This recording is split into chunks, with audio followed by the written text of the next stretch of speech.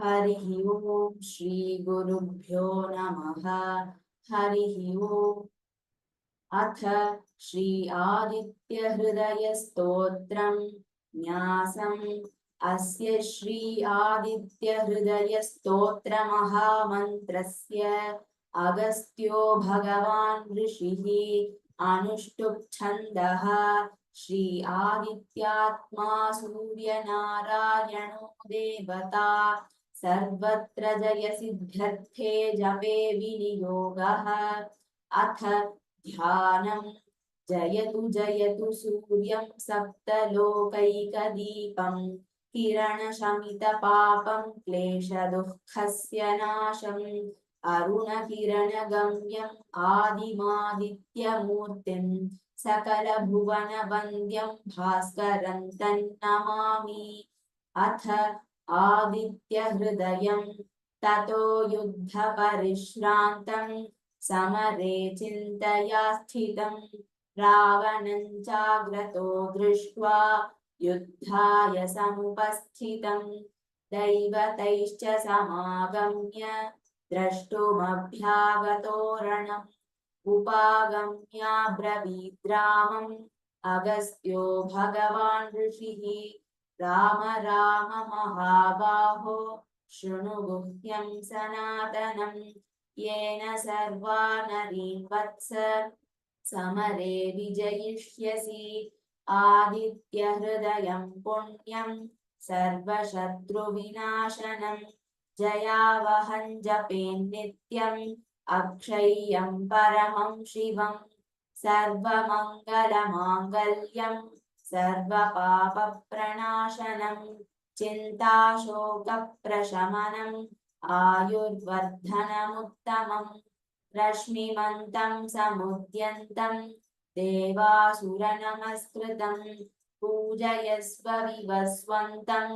भास्करं भुवनेश्वरं सर्वदेवात्मको ह्येषः तेजस्वी रश्मिभावनः एष देवासुरगणान् लोकान् पाति गभस्तिभिः एष ब्रह्मा च विष्णुश्च शिवस्कन्दः प्रजापतिः महेन्द्रो धनदः कालः यमः सोमो ह्यपाम्पतिः पितरो वसवः साध्याः ह्यश्विनौ मरुतो मनुः वायुर्वह्निः प्रजाः प्राणः ऋतुकर्ता प्रभाकरः आदित्यः सविता सूर्यः खगः पूषा गभस्तिमान् सुवर्णसदृशो भानुः स्वर्णरेता दिवाकरः हरिदश्वः सहस्रार्चिः सप्त सप्तिर्मरीचिमान् तिमिरोन्मथनः शम्भुः त्वष्टा मार्ताण्ड अंशुमान् हिरण्यगर्भः शिशिरः तपनो भास्करो रविः अग्निगर्भोदितेः पुत्रः शङ्खः शिशिरनाशनः व्योमनाथस्तमो भेदी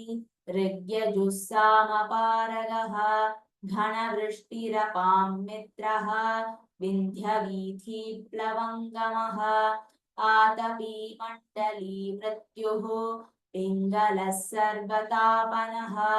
कविर्विश्वो महातेजाः रक्तः सर्वभवोद्भवः नक्षत्रग्रहताराणाम् अधिपो विश्वभावनः तेजसामपि तेजस्वी द्वादशात्मन्नमोऽस्तुते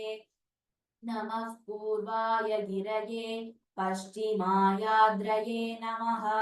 ज्योतिर्गणानां पतये दिनाधिपतये नमः जयाय जयभद्राय हर्यश्वाय नमो नमः नमो नमः सहस्रांशः आदित्याय नमो नमः नम उग्राय वीराय सारंगाय नमो नमः नमः पद्मप्रबोधाय मार्ताण्डाय नमो नमः ब्रह्मेशानाच्युतेशाय सूर्यायादित्यवर्चसे भास्वते सर्वभक्षाय रौद्राय वपुषे नमः तमोघ्नाय हिमघ्नाय शत्रुघ्नायामितात्मने कृतघ्नघ्नाय देवाय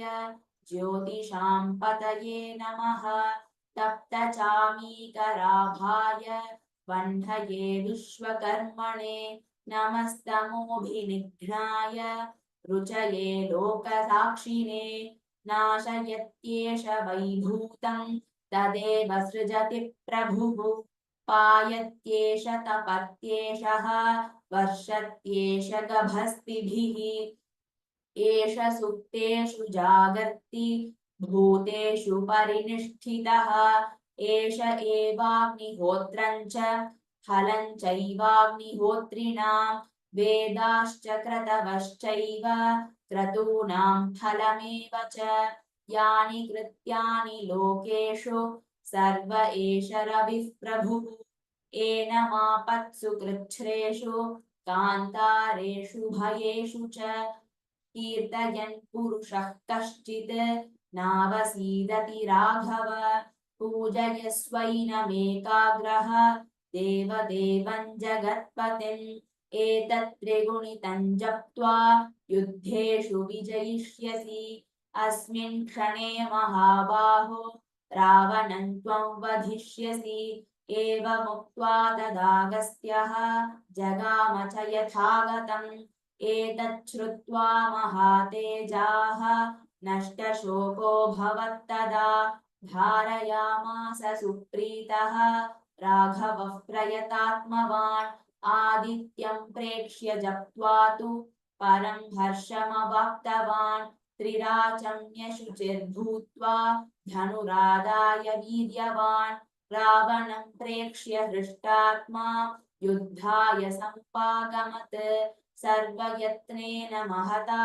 वधे तस्य धृतोऽभवत् अथर्वविरवदन्निरीक्ष्य रामं मुदितमनः परमं प्रहृष्यमाणः निशिचरपतिसंशयं विदित्वा सुरगणमध्यगतो वचस्त्वरेति सूर्यं सुन्दरलोकनाथममृतं वेदान्तसारं शिवम् ज्ञानं ब्रह्ममयं सुरेशममलं लोकैकचित्तं स्वयम् इन्द्रादित्यनराधिपं सुरगुरुं त्रैलोक्यचूडामणिं विष्णुब्रह्म शिवस्वरूपहृदयं वन्दे सदा भास्करं भानुभास्करमार्ताण्ड चण्डरश्मे दिवाकर